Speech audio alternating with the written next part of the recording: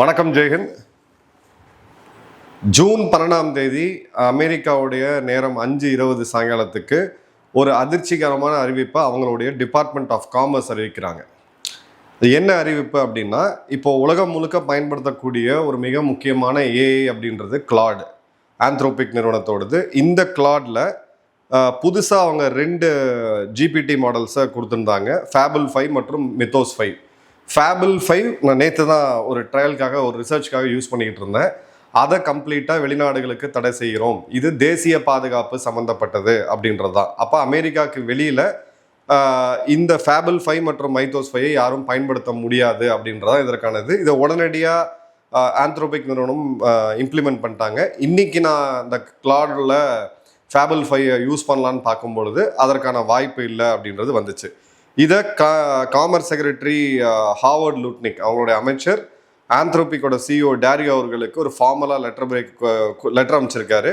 அவங்க என்ன சொல்கிறாங்கன்னா, அமெரிக்காவுடைய சைபர் செக்யூரிட்டி கேப்பபிலிட்டிஸை இது எக்ஸ்போஸ் பண்ணிடும் அப்படின்னு சொல்லியிருக்காங்க. உடனடியாக ட்ரம்ப் ஒரு பதிவு போடுறாரு, இது ஒரு ஃபேக் நியூஸ், சைபர் செக்யூரிட்டிலாம் ஒன்றும் கிடையாது, ஆந்த்ரோபிக்கோட கிளாட் ஒரு யூஸ்லெஸ், இதோட கோவர்க் யூஸ்லெஸ்ஸான ஒரு இது ஒரு ஸ்டூப்பிடான ஒரு ப்ராடக்ட் அப்படின்னு சொல்லி ஒரு கமெண்ட் கொடுத்துருக்காரு.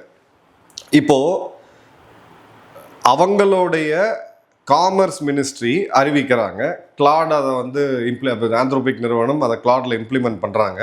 உடனடியாக ட்ரம்ப் ரொம்ப நக்கல் நையாண்டியாக கேவலமாக அவங்களுடைய நிறுவனத்தை பேசுகிறாரு.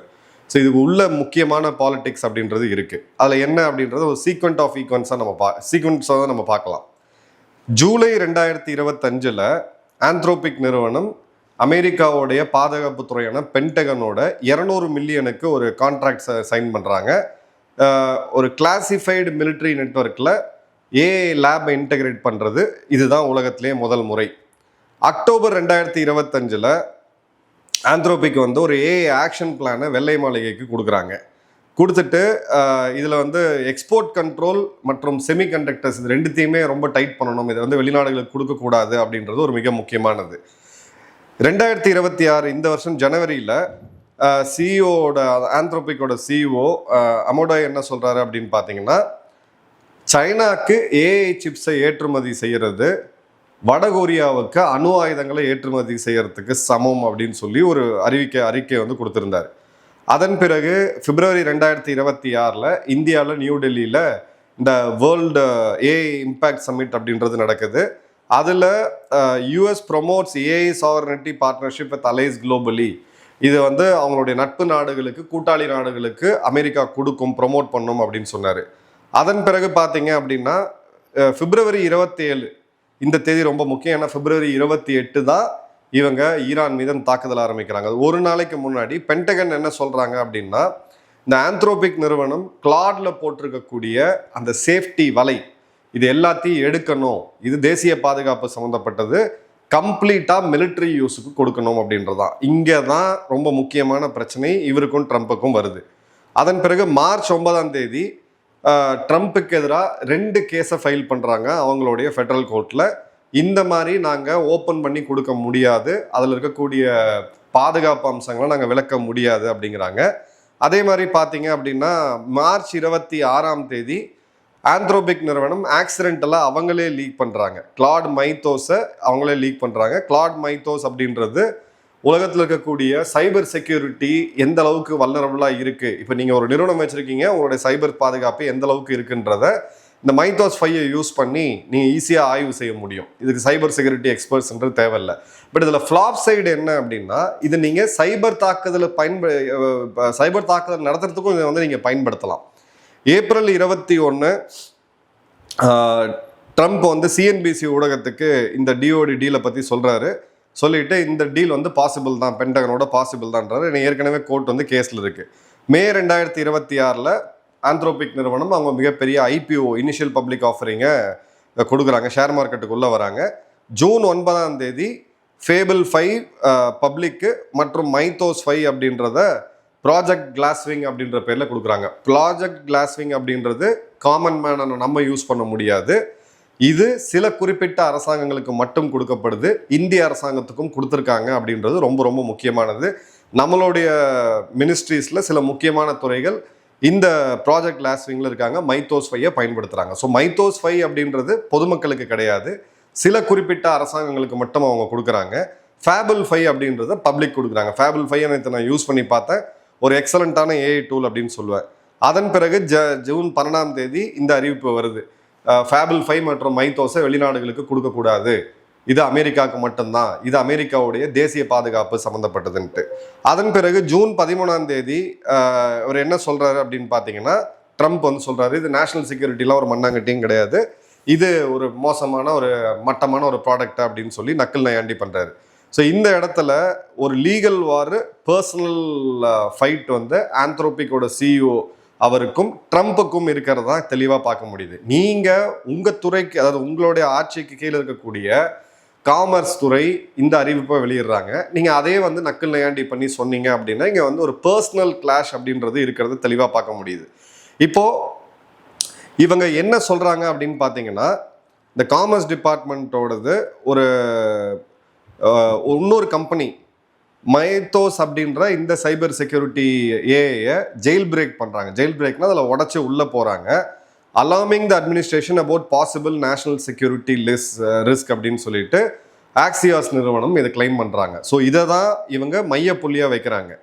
இப்போது ஆந்த்ரோபிக் நிறுவனம் டெக்னிக்கலாக என்ன சொல்கிறாங்க அப்படின்னா, இந்த கிளாடில் இருக்கக்கூடிய மைத்தோஸ் 5 அப்படின்றது டெக்னிக்கலாக ஒரு நான் யூனிவர்சல் ஜெயில் பிரேக், இதை வந்து எல்லாரும் பண்ண முடியாது அப்படின்றதும், வெர்பல் எவிடன்ஸை மட்டும் நீங்கள் வச்சுட்டு போகக்கூடாது அப்படின்னு சொல்கிறாங்க. இப்போது ஃபேபிள் 5 இந்த பப்ளிக்கு கொடுக்கக்கூடிய இந்த ஏஐ மாடல் அப்படின்றது அமெரிக்காவுடைய அரசாங்கம், யூகேவுடைய ஏஐ சேஃப்டி இன்ஸ்டிடியூட் மற்றும் ப்ரைவேட் ரெட் டீம் ஆர்கனைசேஷன்ஸ், அதாவது இந்த மாதிரியான ஒரு மென்பொருளை உருவாக்கும் போது இந்த மென்பொருளுக்குள்ளே உடச்சி போக முடியும் அப்படின்னு ப்ரூவ் பண்ணக்கூடிய இந்த சைபர் எத்திக்கல் ஹேக்கிங் நிறுவனங்கள், இவங்களெல்லாம் வச்சு நாங்கள் மணிக்கணக்கான அளவுக்கு டெஸ்ட் பண்ணிட்டோம், ஆயிரக்கணக்கான மணித்துளிகள் நாங்கள் டெஸ்ட் பண்ணிட்டோம் அப்படின்றதா. இப்போ ட்ரம்ப் என்ன சொல்கிறாருன்னா, இந்த மாடலே வந்து ரொம்ப வீக்கு, ஒரு பேத்தட்டிக் அப்படின்னு சொல்கிறாரு. இப்போ ட்ரம்ப்புக்கு அந்த அளவுக்கு இதை ஏஐ பற்றி சொல்கிற அளவுக்கு அறிவு இருக்கா அப்படின்னு கேட்டிங்கன்னா கண்டிப்பாக கிடையாது. அவர் ஒரு அரசியல்வாதி. இப்போது முக்கியமான ஜியோ பொலிட்டிக்கல் பாயிண்ட் என்ன அப்படின்னு பார்த்தீங்கன்னா, இனிமே வரக்கூடிய காலங்களில் ஒரு நேஷன் ஒரு மிடில் பவர், சூப்பர் பவர் அப்படின்றது எப்படி சொல்கிறோம்? ஃபஸ்ட்டு அந்த நாட்டோடைய பொருளாதாரம், ரெண்டாவது அந்த நாட்டோடைய இராணுவம். இந்த நாட்டோடைய இராணுவத்தில் ஏவுகணை, ட்ரோன், உங்களுடைய மிசைல்ஸு, ராக்கெட்டு, இது எல்லாமே நீங்கள் ஹை எண்டில் வச்சுருந்தீங்கன்னா உங்களுக்கு வந்து அந்த ஃபயர் பவர் இண்டெக்ஸ்ன்ற ஒரு அளவீட்டில் உங்களை வந்து ஒரு பெரிய நாடாக, ஒரு பவர்ஃபுல் நாடாக வந்து உலகத்தில் காமிப்பாங்க. இப்போ இந்தியா கிட்டத்தட்ட ஒரு 4வது மிகப்பெரிய மிலிட்ரி ஃபோர்ஸாக இருக்குது. அமெரிக்கா, சைனா, ரஷ்யா, அதுக்கப்புறம் இந்தியா. ஆனால் இனி வரக்கூடிய காலங்களில் ஏஐ அப்படின்ற இந்த செயற்கை தொழில்நுட்பம், செயற்கை நுண்ணறிவு அப்படின்றது ஒரு நாட்டோடைய நேஷனல் பவராக இருக்க போகுது அப்படின்றத காமிக்குது. ஏன்னா மைத்தாஸ் 5 அப்படின்றத அவங்க கோடிக்கணக்கான பில்லியன் இன்வெஸ்ட் பண்ணி எடுத்திருக்காங்க. அந்த ஆக்சஸை இந்திய அரசாங்கத்துக்கும் கொடுக்குறாங்க, சைனாவுடைய சைபர் அட்டாக்லேருந்து இங்கே தற்காத்துக்குங்க அப்படின்னு சொல்லிட்டு. இதில் ஒரு பின்னாடி ஒரு காரணமும் இருக்குது. அது வந்து ஒரு நேஷனல் பவராக அவங்க யூஸ் பண்ணுறாங்க.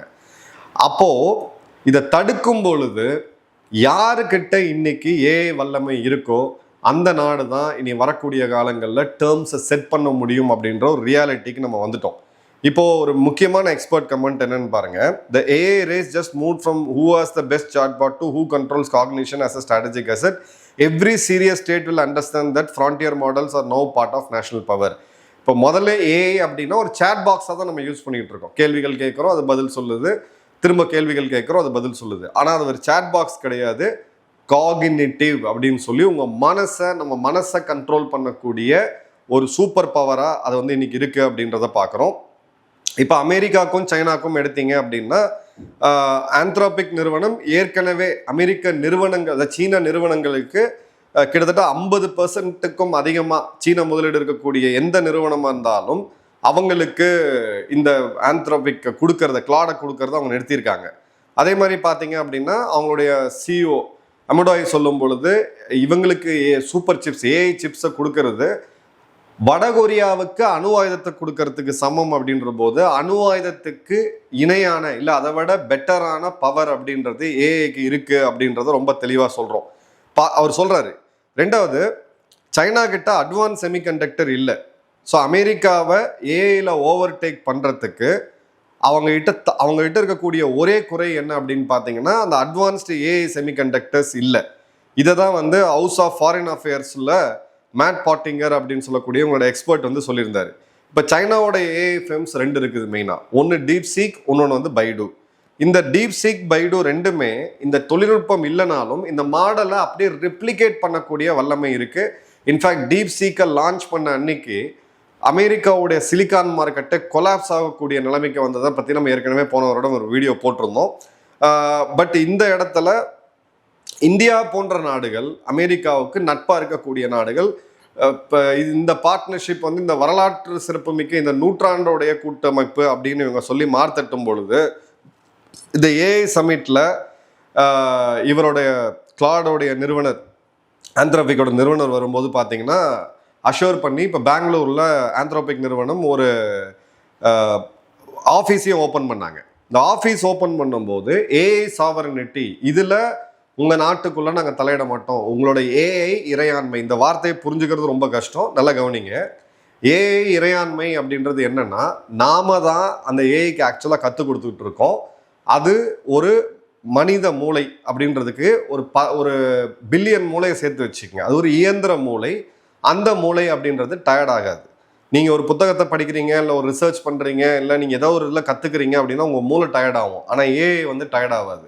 இப்போ இந்த இடத்துல தான் அந்த காகினிட்டிவ் அப்படின்ற வேர்டு வருது. காகினிட்டிவ்னா என்ன? நம்மளுடைய யோசிக்கக்கூடிய திறன்.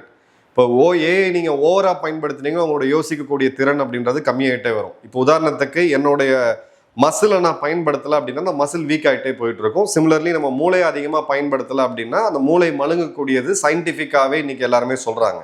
ஸோ இந்த இடத்துல நாளைக்கு இந்த அல்காரித்தமாக அவங்க சேஞ்ச் பண்ணாங்க அப்படின்னா ஒரு நாட்டோடைய அரசியல், அதோடைய கலாச்சாரம், பண்பாடு, வர்த்தகம், பொருளாதாரம், இராணுவம் எல்லாத்தையுமே ஒரு மிகப்பெரிய லெவலில் தாக்குதல் பண்ண முடியும். ஸோ இந்த இடத்துல தான் கவர்மெண்ட்டோட ஏஐ இனிஷியேட்டிவ் இருக்குது. டிஜிட்டல் இந்தியா மற்றும் டிசிஎஸ் போன்ற நிறுவனங்கள் ஒரு 50,000 எம்ப்ளாயீஸுக்கு இந்த கிளாட் டீலை வந்து சைன் பண்ணியிருக்காங்க. இந்த இடத்துல தான் இந்த குளோபல் ஏஐ கவர்னன்ஸ் அப்படின்றது வருது. எந்த ஒரு விஷயம் புதுசாக வந்தாலும் அது கட்டுப்பாட்டுக்குள்ளே வரணும். 15 வருடங்களுக்கு முன்னாடி இந்த சமூக ஊடகங்கள்னு ஆர்கூட்டில் ஆரம்பித்து 2002-2003 அந்த காலகட்டங்களில் ஆர்கூட் ரொம்ப ஆக்டிவாக இருந்துச்சு. அதன் பிறகு ஃபேஸ்புக், அதன் பிறகு இன்ஸ்டாகிராம், அதன் பிறகு வாட்ஸ்அப், அதன் பிறகு சிக்னல், அதன் பிறகு யூடியூப்னு சொல்லி பல மீடியாஸ் வந்துச்சு. பட் இப்போ வரைக்கும் அதை நம்மளால் ரெகுலேட் பண்ண முடியல. இன்னைக்கு தமிழ்நாட்டோட மாநில தேர்தல்லையே அந்த தேர்தல் முடிவு லட்சக்கணக்கான தொண்டர்களால் முடிவு பண்ணப்பட்டுச்சா இல்லை சமூக ஊடகத்தால் முடிவு பண்ணப்பட்டுச்சான்னா சில ஆயிரம் பேர் சமூக வலைத்தளங்களில் ஒரு ப்ராபகண்டாவை எடுக்கும்போது, ஒரு நரேட்டிவ் செட் பண்ணும்போது அது ஒரு தேர்தல் வெற்றியை நோக்கி போகக்கூடிய அளவுக்கு வந்துருச்சு. ஸோ இந்த இடத்துல கவர்னன்ஸ் அப்படின்றது கம்ப்ளீட்டாக மிஸ் ஆகுது அப்படின்றத பார்க்குறோம். அதே மாதிரி இந்த குறிப்பிட்ட டெக்னாலஜி மிலிட்ரி சம்மந்தப்பட்டது. இப்போ WWW இன்டர்நெட்டை யார் கொடுத்தா? இன்டர்நெட்டை அமெரிக்காவுடைய இராணுவம் தனக்காக முதல்ல பயன்படுத்திக்கிட்டு இருந்தாங்க. அதன் பிறகு பொது வெளியில் விடுறாங்க. இப்போ இந்த பொது வெளியில் அவங்க வந்து சமூக சேவை செய்கிறாங்களா? கண்டிப்பாக கிடையாது. இன்ஃபர்மேஷன், WWWல இருக்கக்கூடிய இன்ஃபர்மேஷன், கோடிக்கணக்கான இன்ஃபர்மேஷன் அமெரிக்காவுடைய பாதுகாப்பு நிறுவனமான பென்டகன் வந்து பார்த்துக்கிட்டு தான் இருக்காங்க, கண்காணிக்கிறாங்க, எல்லாத்தையும் பண்ணிட்டு தான் இருக்கிறாங்க. அதே மாதிரி ஏஐ அப்படின்றது ஒரு மிலிட்ரி டூல். இது நம்மளுடைய பிரச்சனைகளை, மனிதர்களுடைய பிரச்சனைகளை சால்வ் பண்ணுதா? கண்டிப்பாக பண்ணுது.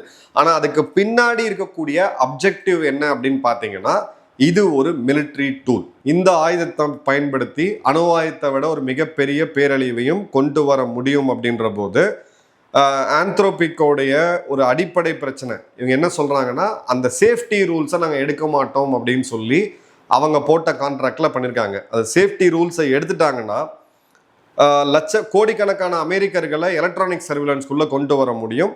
கம்ப்ளீட்டாக ஆட்டோனோமஸான ஒரு லீத்தல் வெப்பனை அதை மாற்ற முடியும். கம்ப்ளீட்டாக ஒரு பரிபூர்ணமான தானே இயங்கக்கூடிய ஒரு ஒரு லீத்தலான ஒரு ஆயுதமாக இது வந்து உருவெடுக்கும் அப்படின்னா அதில் டவுட்டே கிடையாது. ஸோ இந்த இடத்துல மனிதனுக்கும் இயந்திரத்துக்கும் உள்ள அந்த இது பல திரைப்படங்கள் இது கடந்த காலங்களில் வந்து ஸ்டார் வார்ஸில் ஆரம்பித்து நம்ம தமிழில் ரோபோ வரைக்கும் எடுத்துக்கிட்டு இருந்தாங்க. இதெல்லாம் வந்து வெகு விரைவில் சீக்கிரம் வரப்போகுது அப்படின்றத பார்க்குறோம். இப்போ இந்த இடத்துல தான் இந்தியாவுக்கு ஒரு பெரிய சவால் இருக்கு. உலகத்தோடைய மிகப்பெரிய மென்பொருள் பயனாளிகள் எங்க இருக்கிறாங்க? இந்தியாவில். மென்பொருள் பொறியாளர்கள் எங்க இருக்கிறாங்க? இந்தியாவில். மென்பொருளோட service, IT as a service எங்க அதிகமாக இது பண்ணப்படுது? இந்தியாவில். நம்மளுடைய சர்வீஸ் எக்ஸ்போர்ட்ஸ் வந்து சவுதியோடைய ஆயில் எக்ஸ்போர்ட்ஸை விட அதிகம். நம்ம ஒரு சர்வீஸ் பேஸ் எக்கனாமி. பட் பிரச்சனை என்னன்னா, நம்மளுடைய ஓன் மாடல் எங்க, நம்மளுடைய ஓன் ஃபிளாபிள் 5 எங்க, நம்மளுடைய ஓன் கிளாட் 5 எங்க? இதுதான் இப்போ இங்க இருக்கக்கூடிய மிக முக்கியமானது. மைத்தோஸ் 5 நமக்கு ஆக்சஸ் கொடுக்குறாங்க, இப்போ அதை நிறுத்துறாங்க. அப்படின்ற போது நாம நம்மளுடைய சொந்த ஏஐ கொண்டு வரத்துக்கான காலம் அப்படின்றது வந்துருச்சு. இதில் வெறும் அரசாங்கத்தை மட்டும் பிளேம் பண்ண முடியாது. டிசிஎஸ் போன்ற பல நிறுவனங்கள் அவங்களுடைய ப்ராஃபிட் அண்ட் லாஸை மையப்படுத்தி மட்டுமே போறாங்க. 10 வருடம் முன்னாடி அவங்களுடைய ப்ராஃபிட்ல இருந்து வரக்கூடிய லாபத்துல இருந்து ஒரு 10% ஏஐக்காக ஆர்என்டியில் ஒதுக்கி இருந்தாங்க இந்த டாப் 5 நிறுவனங்கள் அப்படின்னா, இன்னைக்கு இந்தியா நம்பர் 2 இல்லை நம்பர் 3வது சக்தியா இருந்திருக்கும் ஏஐல. ஸோ ஏஐ பொறுத்த வரைக்கும் இது இல்லாமல் இன்னைக்கு இனிமேல் மனித வாழ்க்கை இயங்காது. நீங்க ஏஐ பயன்படுத்தல அப்படின்றதுனால நீங்க சேஃபா இருக்கீங்கன்னு நினைச்சீங்கன்னா கண்டிப்பா கிடையாது. உதாரணத்துக்கு, நீங்க ஒரு நிறுவனம் நடத்திக்கிட்டு இருக்கீங்க, ஒரு டெண்டரை போடுறீங்க ஒரு அரசு நிறுவனத்துல, ஏஐ பயன்படுத்தல, நான் ஏஐல பண்ண மாட்டேன், நான் ஸ்மார்ட் போனே யூஸ் பண்ணல அப்படின்னு சொல்லிட்டு உங்களுடைய அறிவு திறனை பயன்படுத்தி நீங்க ஒரு டெண்டரை போடுறீங்க. உங்களுடைய காம்படிட்டர் ஏஐ கிளாடை பயன்படுத்தி ஒரு டெண்டர் போடுறாரு. இந்த டெண்டரோடைய லைக்லி வின் எங்க இருக்கும் அப்படின்னு பார்த்தீங்கன்னா, யார் ஏஐ பயன்படுத்துறாங்களோ அவங்ககிட்ட இருக்கும். ஸோ ஏஐ அப்படின்றது சமூக புரட்சி, அதில் நம்ம தள்ளி வர முடியாது. பட் இது ஒரு ஆயுதமா உருவெடுத்திருக்கு அப்படின்ற போது இனி வரக்கூடிய காலங்களில், உதாரணத்துக்கு இப்போ உக்ரைனில் பார்த்தீங்கன்னா ஏஐ டைரக்டரேட் அப்படின்னு தளபதினே ஒரு தனியாக வச்சிருக்காங்க இராணுவத்தில். வெகு விரைவில் நம்ம இதை அடாப்ட் பண்ணணும். எழுதி வச்சுக்கங்க, இன்னும் 5 வருடம் கழிச்சு, 5 வருடம் தான் நான் சொல்றேன், நியூஸ் பேப்பர்ஸ் காணாமல் போயிடும், உங்களோட மெயின் ஸ்ட்ரீம் மீடியா காணாமல் போயிடும். ஸ்பெஷலைஸ்டா இருக்கக்கூடிய சில நியூஸை மட்டும்தான் நம்ம ஃபாலோ பண்ணுவோம். இப்போ கிளாடு போன்ற ஏஐ இன்னும் அடுத்தடுத்த மாடலில் போகும்பொழுது நீங்கள் நைட்டு அதுக்கு ஒரு கமெண்ட் கொடுத்துட்டு என்னென்ன நியூஸ் உங்களுக்கு தேவை, ஸ்போர்ட்ஸ் தேவையா, இல்லை சினிமா தேவையா, இல்லை ஜியோ பொலிட்டிக்ஸ் தேவையான்னு கொடுத்தீங்கன்னா, காலையிலக்குள்ள உங்களை நியூஸுக்கு வந்து கியூரேட் பண்ணி உங்களுக்கு என்ன தேவையோ அதை மட்டும் எடுத்துக்கூடிய வல்லமை அப்படின்றது ஏஐக்கு இருக்கு. ஒரு பிரமிக்கத்தக்க, அதே சமயம் கொஞ்சம் அச்சமூட்டக்கூடிய ஒரு காலத்தை நோக்கி நம்ம போயிட்டு இருக்கோம். இந்த இடத்துல ரிசர்ச் அண்ட் டெவலப்மெண்ட்ல இன்னமும் இந்தியா பின்தங்குச்சு அப்படின்னா, நம்மளுடைய கனவு அஸ் அ விக்ஷித் பாரத் 2047 அப்படின்றது நிச்சயமா நம்மளால அச்சீவ் பண்ண முடியாது. இது எல்லாரும் விழிச்சுக்க வேண்டிய ஒரு நேரம். உங்க கமெண்ட்ஸை கமெண்ட் பாக்ஸ்ல போடுங்க. நன்றி, வணக்கம், ஜெயன்.